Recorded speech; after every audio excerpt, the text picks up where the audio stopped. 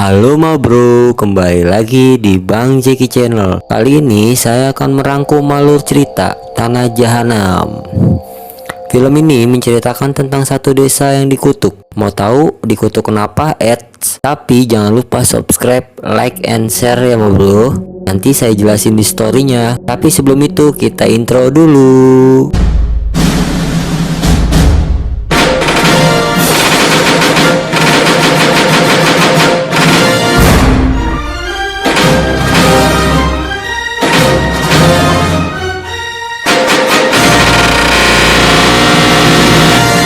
Cerita ini diawali oleh dua wanita yang bernama Maya dan Dini. Di sini mereka sambil bekerja dan curhat. Kalian tahulah, kalau cewek lagi ngerumpi ngomongin ini itulah, beban hidup juga diomongi. Di sela-sela Maya curhat, Maya selalu membahas sebuah mobil tua yang dimana orangnya mengemudi lalu menatap tatapan yang aneh kepada dirinya.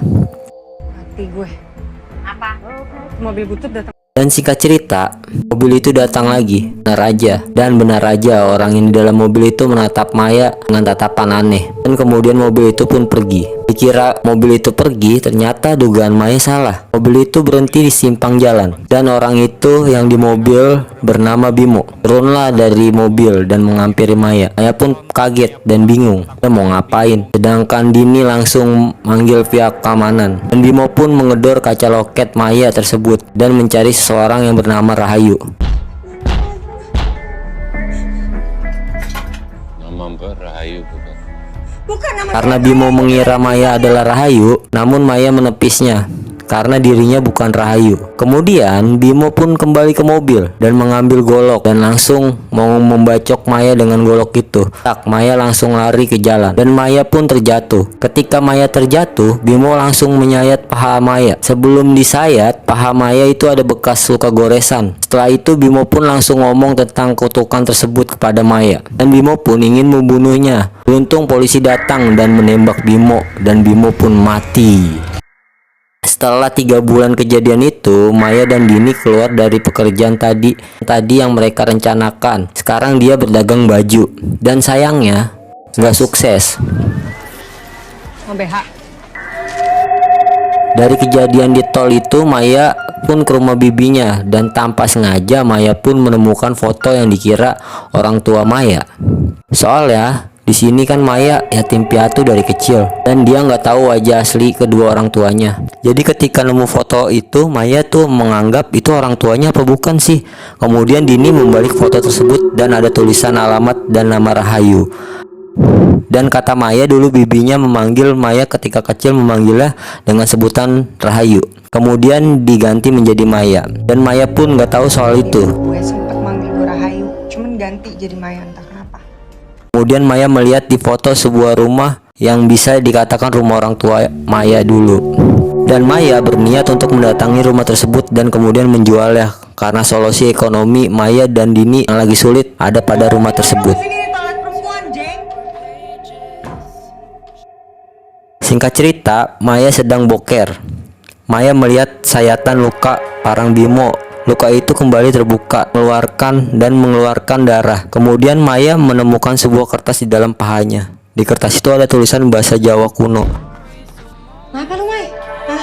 Gak apa-apa, ini luka kemarin. Kok kayak baru gitu? Maya memfotonya dan kemudian Dini datang melihat luka Maya dan mencarikan obat untuk Maya. Ketika Maya mencari Dini di dalam pasar yang sudah tutup dan sepi, Maya mengalami hal-hal mistis yang pada akhirnya Maya menemukan Dini.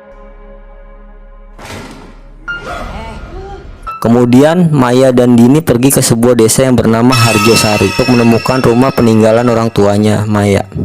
Di tengah perjalanan Maya bertemu dengan seorang dosen sastra bahasa Rusia mengetahui hal-hal goib. Mengetahui hal itu, Maya melihatkan sebuah foto kertas yang ditemukan di paha Maya ke dosen tersebut. Lalu dosen tersebut mengatakan kalau itu tulisan di kertas adalah mantra untuk mengusir roh halus yang ditulis dengan bahasa Jawa kuno. Menurutnya jimat itu dibuat oleh orang yang jahat. Lalu ketika Maya ingin istirahat, Maya tidak sengaja melihat 3 gadis kecil di pinggir jalan hutan. Dan itu pun menjadi perdebatan Maya dan Dini. Keesok harinya, Maya sampai di terminal, Maya dan Dini bingung mau ke desa Harjosari. Soalnya desa itu di pelosok. Dia tanya-tanya sama penarik delman yang banyak, tetapi tidak ada yang tahu desa tersebut. Beruntungnya ada penarik delman yang bernama Nino. Kata Nino, dia bersedia mengantarkan Maya dan Dini ke desa tersebut, namun dengan bayaran yang cukup mahal.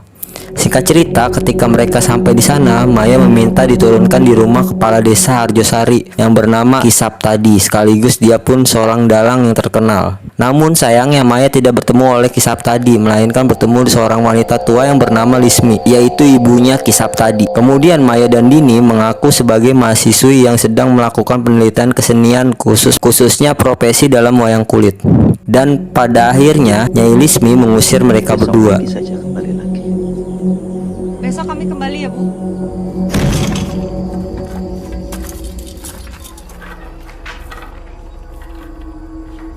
Lalu, Maya dan Dini menginap di rumah peninggalan orang tua Maya yang sangat besar. Ketika malam, Maya selalu mendengar suara bising dan tak berwujud yang membuatnya tak nyaman.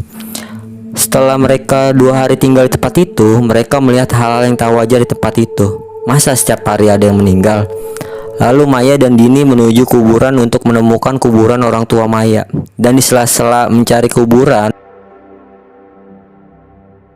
Dini tuh celetuk ke Maya kalau misalnya dia mati di tempat itu, Maya harus kremasi dan membuang abu Dini ke laut. Kalau misalnya gue mati nanti, lo harus minta gue dikremasi, terus abunya dibuang ke laut. Kuburan orang tua Maya pun ketemu dan mereka mendoakannya. Doa kuburan apa sih? Ini pun curiga kenapa banyak banget kuburan anak kecil. Lalu ketika mereka pulang, Maya dan Dini diperhatiin oleh warga setempat dengan tatapan. Malamnya, ada seorang wanita yang melahirkan, namun anehnya setelah itu bayi itu lahir dan Ki Saptadi membunuh bayi itu dengan cara menenggelamkannya. Keesokan harinya, Maya melihat warga yang memakamkan mayat lagi. Kemudian Maya dan Dini memberanikan diri untuk mendatangi kerumunan warga tersebut dan bertemu Ki Saptadi. Lalu Ki Saptadi dan warga yang lain mulai curiga dengan kehadiran mereka. Singkat cerita, ketika Maya keluar untuk mencari makan, Maya mendatangi sebuah tukang nasi uduk. Dia bertemu dengan seorang perempuan yang bernama Ratih. Kemudian Maya menanyakan tentang rumah besar tersebut. Lalu Nenek Ratih menjawab kalau itu adalah rumah jahat yang dulu pernah ditinggali iblis. Saya bilang itu rumah penyakit. Dulu iblis tinggal di situ dan ninggalin penyakit mengerikan. Sedangkan di sisi lain, Dini didatangi oleh 2 orang suruhan Ki Saptadi dan mereka bercerita kalau rumah ini punya pewaris tunggal yang bernama Rahayu. Saat itu juga Dini mengaku kalau dirinya adalah Rahayu yang pewaris tunggal rumah tersebut. Dan mendengar itu 2 orang tersebut menjebak Dini dan membawa hutan. Sampai kena kulitnya, Mas.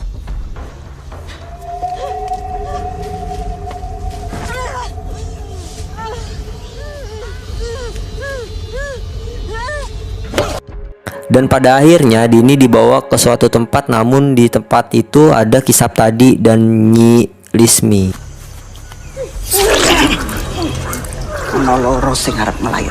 Lalu singkat cerita, Dini dibunuh oleh Nyi Lismi, dikuliti oleh Nyi Lismi, dan kulitnya dijadikan wayang kulit.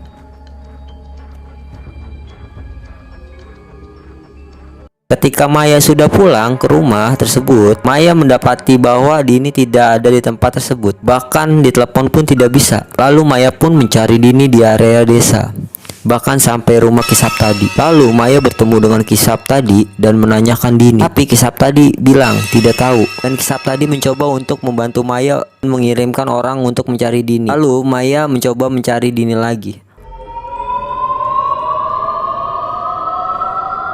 Malam pun tiba. Desa tersebut sedang mengadakan pertunjukan wayang kulit, sedangkan Maya terus mencari keberadaan Dini. Dan pada akhirnya tetap nggak ketemu walaupun sudah dihubungi beberapa kali.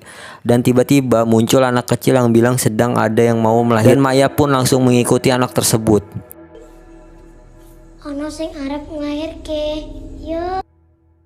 Lalu Maya melihat warga sedang melahirkan dengan cara sembunyi-sembunyi. Dari balik lubang dinding, Maya sendiri melihat bayi itu lahir tanpa kulit, dan bayi malang itu pun tenggelamkan di bak air hingga tewas atas perintah Kisap tadi.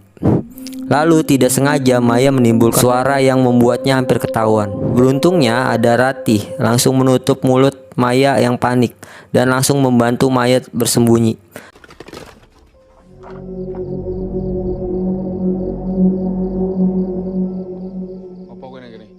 Di sini tuh Ratih sudah tahu kalau Maya adalah anak terkutuk yang dicari-cari oleh warga. Tapi Ratih meminta Maya tidak perlu takut kepadanya karena dia berbeda dengan mereka. Dan kemudian Ratih membawa Maya ke rumahnya dan akan menceritakan yang terjadi di desa tersebut. Dan setibanya di rumah Ratih, Maya menanyakan soal bayi yang tadi. Dan Ratih pun menjawab itu kutukan, bahwa bayi itu terkena kutukan. Ratih juga mengatakan kalau desa tersebut terkena kutukan selama 20 tahun lebih, dan desa itu sama sekali tidak ada anak kecil. Tapi Maya menepisnya, tadi malam itu ada anak perempuan. Tapi Ratih bilang hal itu tidak mungkin karena di desa itu sudah lama tidak ada anak kecil lagi. Udah ndak ada anak-anak di desa ini sejak 20 tahun yang lalu. Lalu Ratih menceritakan bahwa dulu ada seorang laki-laki yang kaya raya sekaligus menjadi kepala desa di sana. Dan dulunya keluarga tersebut tinggal di rumah kosong yang ditempati Maya dan Dini tadi. Dan kata mereka mempunyai pembantu yang sangat banyak sekali, dan termasuk perempuan tua yang bernama Nyi Lismi. Lalu orang kaya tersebut mempunyai anak laki-laki yang bernama Kidono Wongso. Dan ketika ayah Kidono Wongso meninggal, dia mewarisi kekayaan ayahnya. Dan di sini Kidono Wongso juga mahir dalam pembuatan wayang dan mendalang. Singkatnya, Kidono Wongso menyukai wanita yang bernama Nyi Sinta. Kemudian mereka menikah. Setelah 3 tahun menikah, Kidono Wongso dan Nyi Sinta belum mempunyai anak. Dan kemudian Nyai malu dan jatuh sakit karena belum juga mempunyai anak. Lalu 5 tahun kemudian Nyai Sinta baru hamil dan Kidono Wongso benar senang. Nah, kata Ratih, warga tidak mengetahui bayi tersebut ketika lahir atau bahkan melihat bayinya.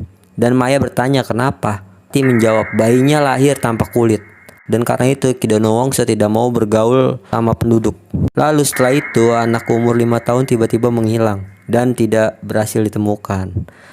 Dan kemudian hari lagi 2 anak lagi menghilang. Kemudian di suatu hari warga penduduk melihat untuk pertama kalinya anak Kidono Wongso tampak sehat dan cantik. Lalu para warga pun mengetahui nama anak itu. Dia bernama Rahayu. Kemudian para penduduk curiga bahwa anak-anak yang hilang disebabkan oleh Kidono Wongso.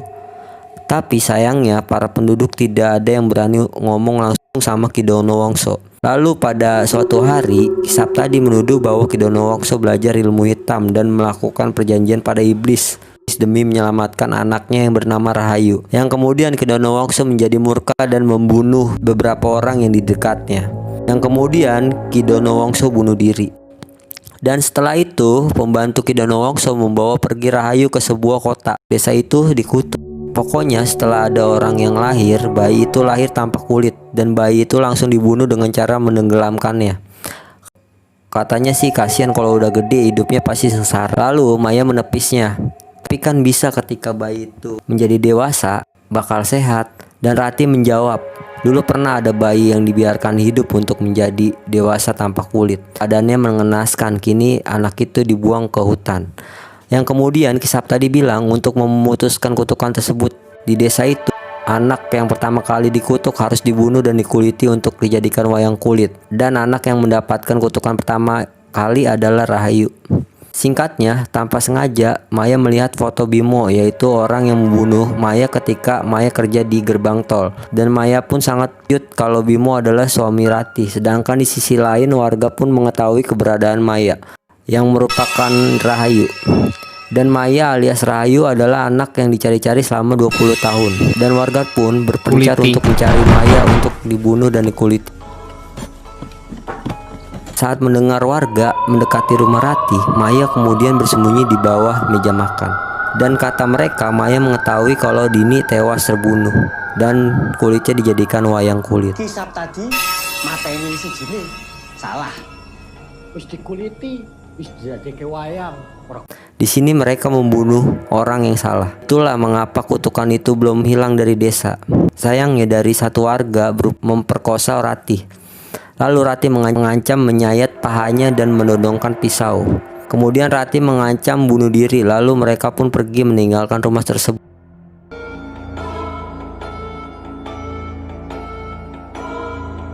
Di saat warga mencari Maya, Maya berusaha untuk keluar dari desa pada malam hari dengan memasuki area hutan. Dan di tengah hutan saat berupaya Maya kabur, Maya kemudian menghubungi penari delman yaitu Nino yang dulu mengantarkannya ke desa dan memintanya pertolongan ke Nino. Nino sendiri berangkat dengan seorang polisi dengan menunggangi motor. Sedangkan di sisi lain, Maya meminta maaf kepada Rati dan menceritakan suami Rati telah tewas ditembak polisi ketika mau membunuhnya. Dan mendengar hal itu, Rati pun jadi shock. Sedangkan Maya melihat Nino datang membawa seorang, kemudian Nino merasa ada yang tidak beres dengan sikap polisi. Dan ternyata polisi itu adalah warga asli dari desa tersebut. Di sini Nino berusaha melawan, namun sialnya malah ditembak mati oleh polisi. Nantang polisi. Asu weh, hah? Melihat hal itu, Maya merasa bingung dan dia pun mencoba kabur melewati hutan. Dan beruntungnya berhasil lolos yang ditolong oleh supir pick up. Namun sayangnya supir tersebut mengalami kecelakaan karena diganggu oleh salah satu setan gadis anak kecil.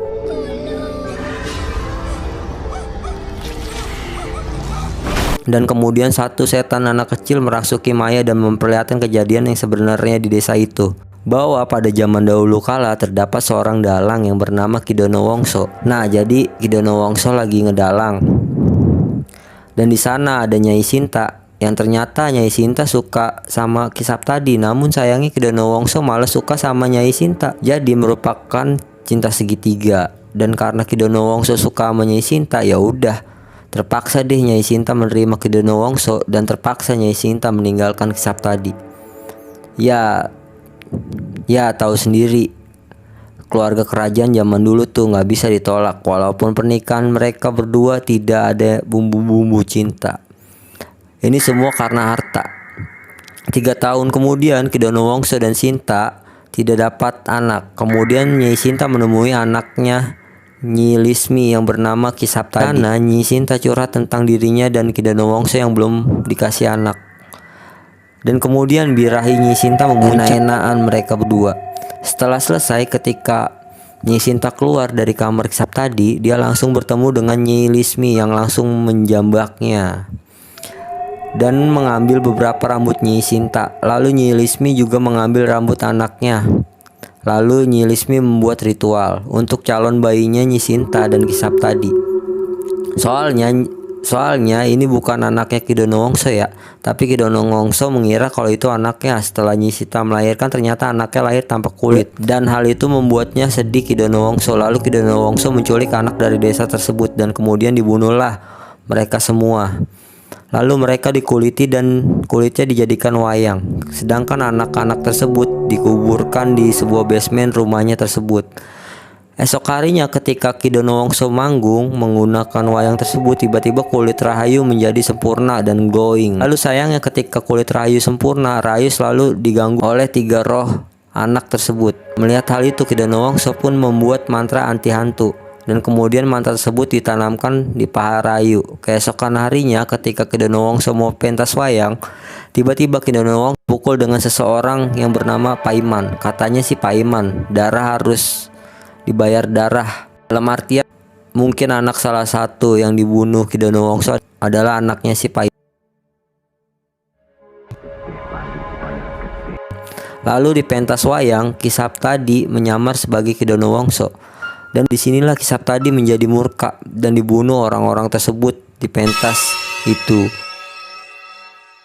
Dan warga melihat hal itu. Warga mengira kalau itu Kidono Wongso lah yang melakukannya. Setelah hal itu selesai, Kisap tadi kembali ke basement tempat dia menyekap Kidono Wongso. Dan kemudian Kisap tadi membunuh Kidono Wongso.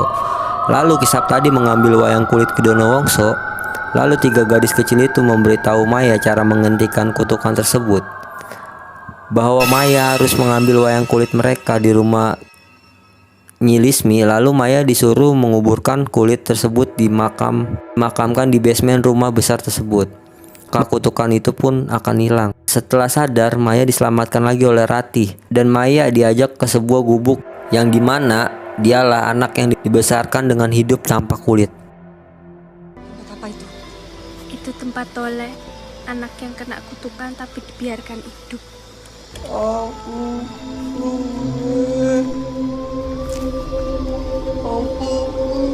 Maya mengajak Ratih ke rumah tua milik Lismi untuk mencarikan kotak wayang kulit dan kemudian masuk ke dalam ruangan dalam tanah tempat ketiga gadis kecil itu dikuburkan. Saat menggali lantai tanah di rumah itu, mereka mendapati tulang belulang tiga gadis kecil itu yang hilang. Lalu Maya dan Ratih menyatukan tulang dan wayang kulit tersebut dan menguburkannya mereka secara layak. Dan kutukan itu pun berakhir.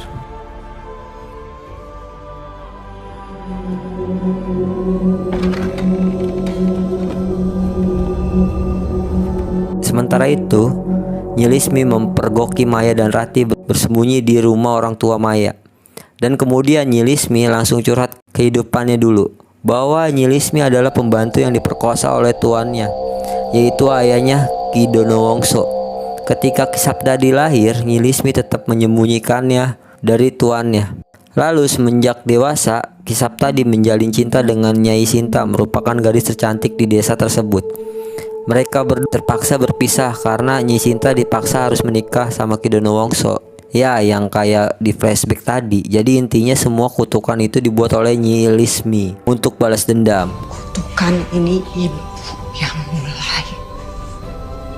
Dan Nyi Lismi ingin membunuh Maya dengan menggerakkan semua warga untuk menangkap Maya agar bisa dibunuh dan dikuliti. Lalu di sini Maya mengancam warga dengan sebuah skop. Tapi satu orang warga memukul kepala Maya dari belakang sehingga Maya pun pingsan dan tiba-tiba Maya pun terbangun dan sudah digantung di sebuah pohon.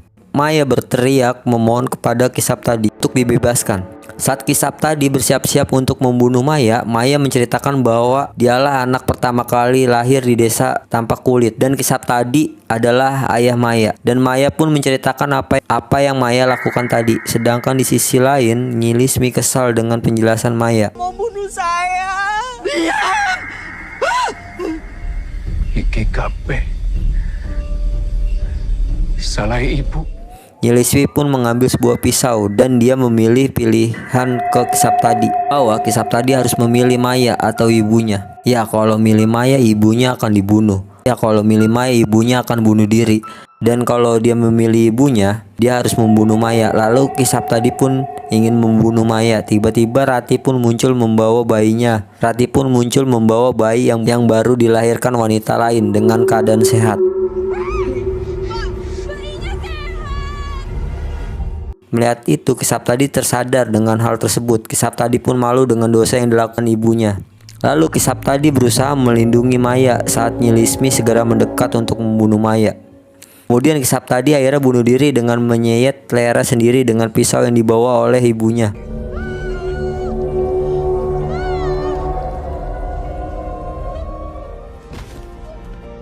Melihat Ki Saptadi bunuh diri, Nyi Lismi pun gak mau kalah. Dia ikut bunuh diri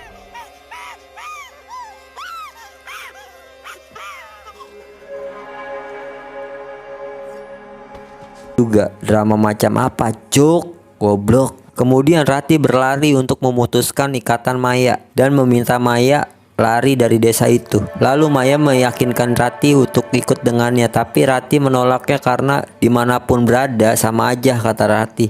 Dan semua warga bergembira karena telah musnahnya kutukan tersebut. Sedangkan Maya berhasil melarikan diri dari desa itu. Setahun kemudian, seseorang polisi yang membunuh si Nino dulu, dia dan istrinya sedang menunggu kelahiran anak yang pertama. Tapi sialnya ketika istrinya lagi di kamar mandi, kemudian dia melihat penampakan Nyi Lismi di dalam cermin. Dan istrinya pun menjerit histeris saat si polisi datang. Ia melihat istrinya sedang duduk berlumuran darah sambil menangis. Situ bayi yang baru lahir dimakan hidup-hidup oleh Nyi Lismi. Dan filmnya gantung, goblok, cok. Kebiasaan film setan Indo mah gini-gini terus. Mungkin di film lanjutannya akan ada judul nenek-nenek penampakan bayi, setan tua yang gak ada akhlak makan bayi, setan mencari bayi, apalah terserah. Oke, Terima kasih dulu sekian ceritanya dari Tanah Jahanam. Jangan lupa subscribe, like, and comment, and share ya. Kalau mau ada yang request film-film bisa di komen ya. Oke, terima kasih. Wassalamualaikum warahmatullahi wabarakatuh.